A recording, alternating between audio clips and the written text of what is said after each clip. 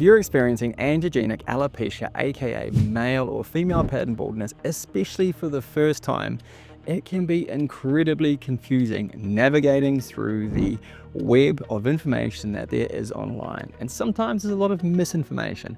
So choosing between treatments like PRP, platelet-rich plasma, and microneedling can sometimes be a very hard task. Well, that's why, as both a hair loss doctor and someone who has gone through androgenetic alopecia over the last decade, I am going to rank PRP versus microneedling on a bunch of different metrics so it can give you some key insights that will help you to choose which is best for you holistically and which aligns with your value set when treating androgenetic alopecia. So if you're wanting more information on these two hair loss treatments and which is best head to head on a bunch of different metrics, well, tune in for the next 10 minutes and you will learn a bunch. So if we haven't already connected, I'm Dr. Jonathan Hopkirk, a Sydney-based hair loss doctor and someone that has been through an androgenetic alopecia journey myself.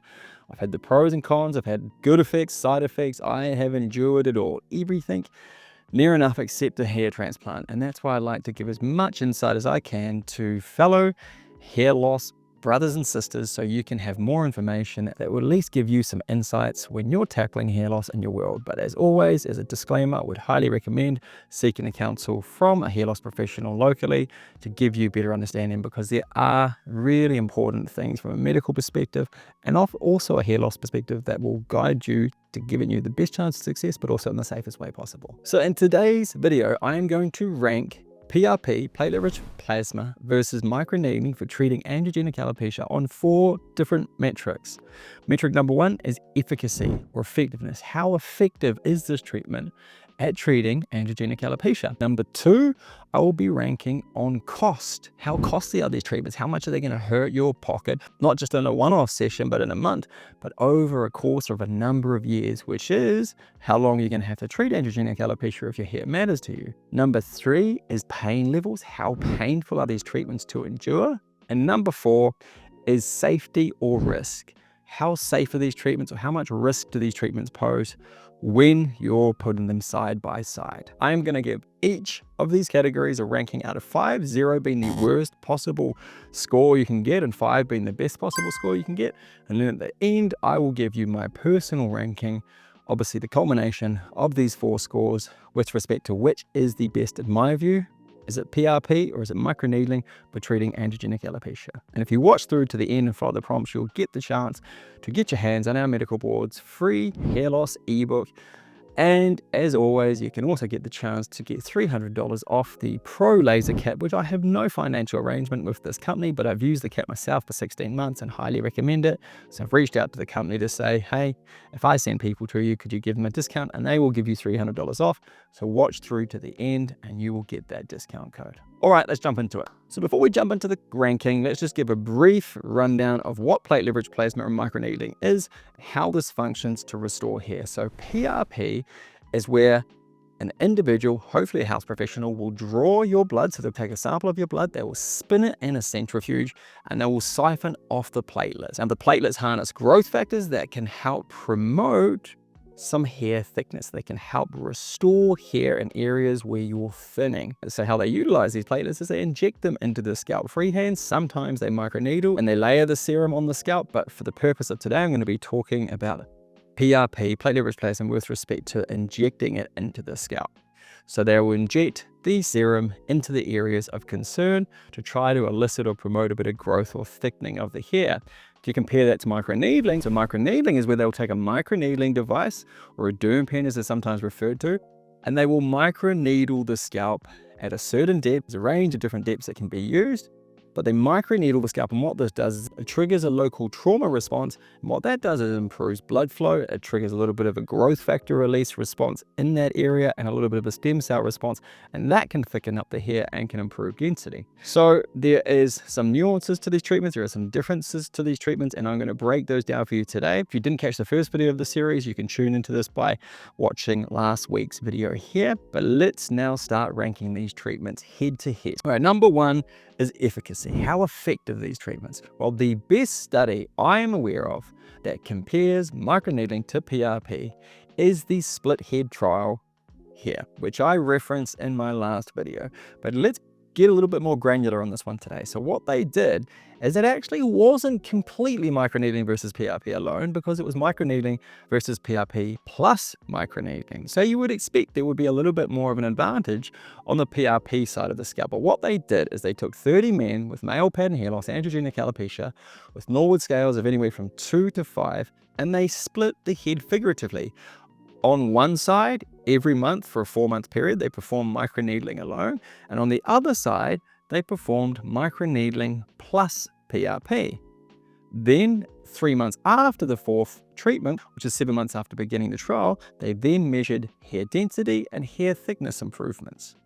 What did they find?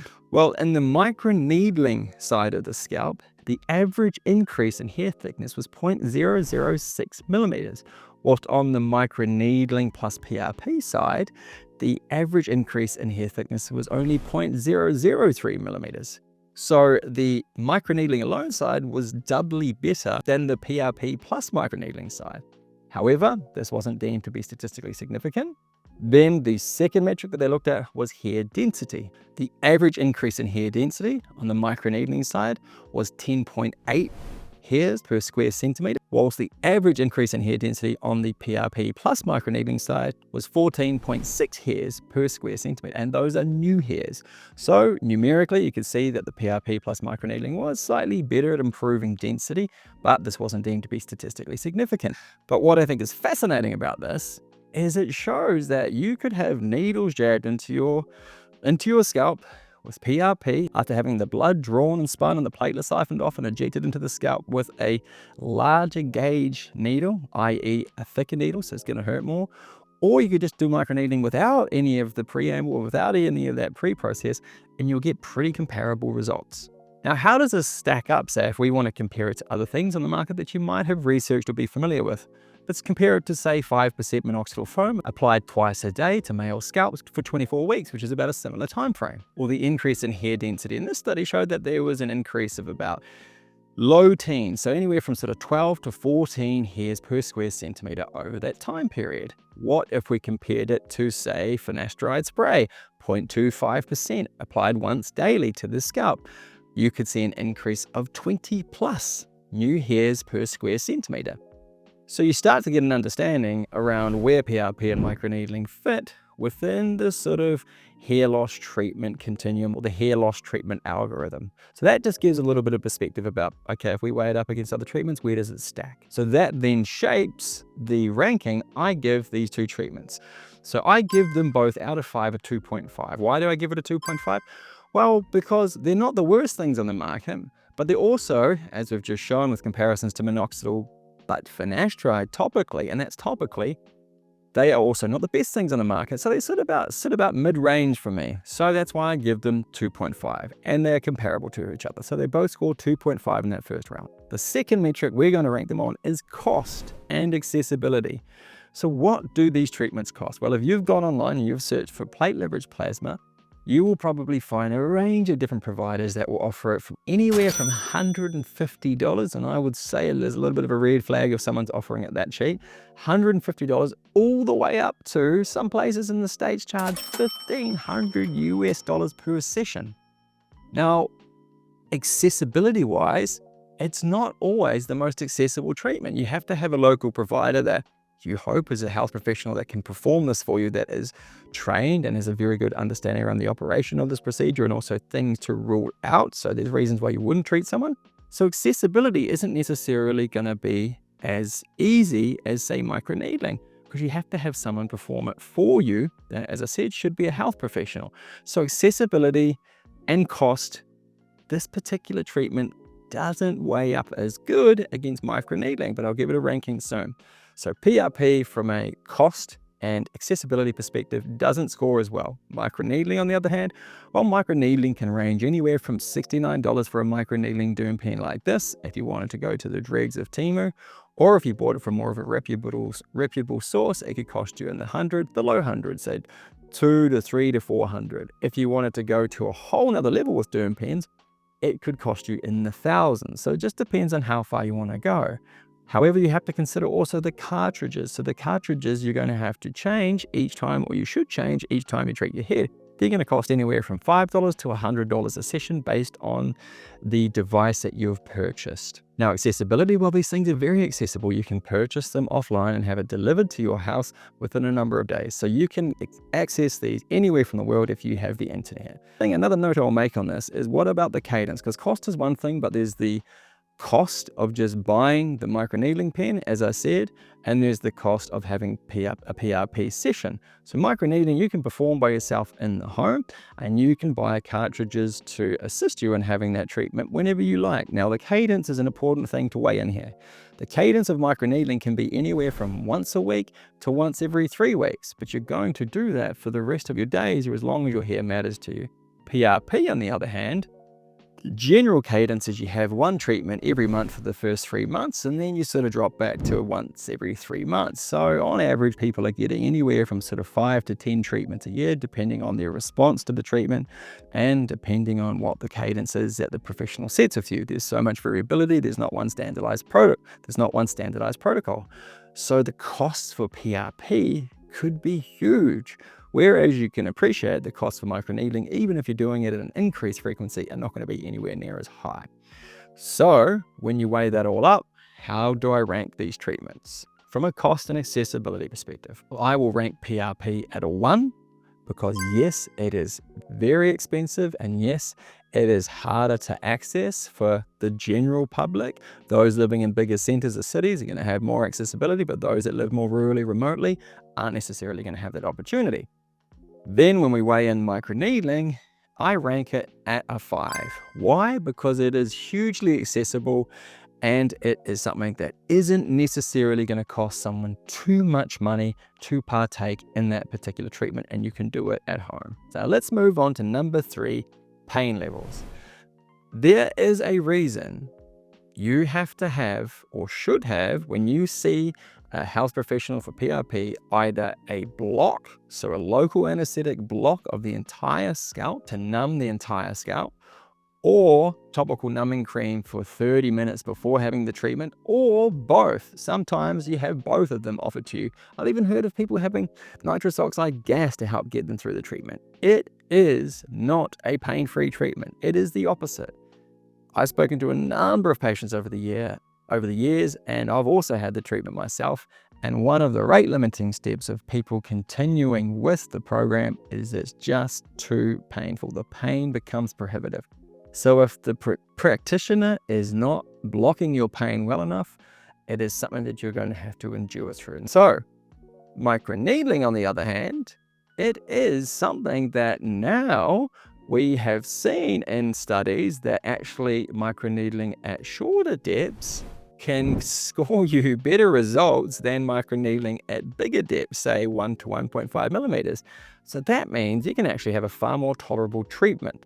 Now, you can microneedle at the depth of 0.5 or 0.6 of a millimeter with a derm pen and get great results, and you don't have to endure it as much as you would if you're obviously doing it at much deeper depths or doing something like PRP. And you do not have to use topical numbing cream. I have treated so many people over the years, and I've never once had to use topical numbing cream or any anesthetics when treating their scalp with a microneedling device. And also myself, never had to use topical numbing cream. I even treated my darling sister who's got Down syndrome, and she hates needles, and she has never had to have topical numbing cream. She sits there having a laugh with me. And that just shows you how tolerable this treatment is for most people. So how would I rank PRP versus microneedling on a pain level? So PRP scores a 1 because it is incredibly painful, and it involves you having to use some form of anesthetic, whether it be local or topical or both. And microneedling scores a 4. It is incredibly tolerable. I've treated people anywhere from pediatric level all the way up to adults who are needle phobic, and they tolerate this treatment really well. And you can adjust the depth to being slightly shorter and still achieve great hair restoration results. So I score it a 4 out of 5. Yes, there is some discomfort for some people, so it doesn't get the complete 5 out of 5, but it scores a 4 out of 5. So PRP 1, microneedling 4 on pain levels. Then this gets us to our final category, which is safety and risk. Now, there are a number of reasons why you would not look into either of these treatments, and that's why I cannot urge you enough to seek the counsel, the guidance from a health professional, because there is a number of scarring alopecias that can pop up that can present like androgenetic alopecia. There's a number of inflammatory conditions that can present like androgenic alopecia. There's a number of inflammatory conditions that can occur concurrently with androgenic alopecia. There's a number of reasons why you would not either PRP your scalp or microneedle your scalp. And you're only going to have that understanding if you see someone who can actually take a hair loss, a focused hair loss, a medical history, and have a look at your scalp. So either of these treatments are not necessarily for everyone, so it's important that you always weigh that up before going ahead with any of these treatments. But from a risk perspective, well, with PRP, you're going deeper, you're using needles that are larger. Microneedles are absolutely tiny, and they actually don't penetrate too deep into the scalp. So with PRP, you've got things like the potential for hematomas, bruising, headaches afterwards, infections because you're going deeper into the scalp, and as I said, a bit of pain. For someone that might suffer migraines or these sorts of things, the headaches could then seed into suffering a migraine or a more heavy hitting headache. So those are things you've got to weigh up. Whereas with microneedling, it's much more superficial if you're going to the superficial depths, of course. So you don't have the same risk of bleeding, bruising. I've never seen bleeding or bruising in patients that I've treated because we go at very superficial depths. But bleeding, bruising, much lower in risk. Headaches, you don't often see headaches afterwards because you're going so superficially. And the risk of promoting or prompting a migraine, these sorts of things is very, very low. And infection risk is incredibly low because you're not even often breaking through into the dermis. So for that reason, I would rank from a safety and a risk perspective, PRP at a 2.5 and microneedling at a 4 out of 5. So I have ranked these two treatments on effectiveness, cost and accessibility, pain levels, and safety or risk. The total score out of 20 for PRP was 7. My total score for microneedling was 15.5 out of 20. So would I personally say microneedling is doubly as good on a bunch of different metrics to PRP when you take all of those things into consideration? Yes, I would, because it's more accessible to the individual. Anyone who is anywhere in the world with the internet can have the opportunity to microneedle. Obviously, I'll stress this again, get guidance from a health professional. It's not as costly, it's not as painful. You achieve pretty much near enough the same results as you would with PRP. You don't have the same downtime, you don't have the same pain, you don't have the same risks. So I rank microneedling much higher than I do PRP. So I hope this video has given you some insights today. I think it's important not just to rank things always in effectiveness, but take in the totality of the individual and holistically all these sorts of things that do impact us when we make choices. As always, make sure that you check in with your healthcare professional or your hair loss professional to give you better guidance on this.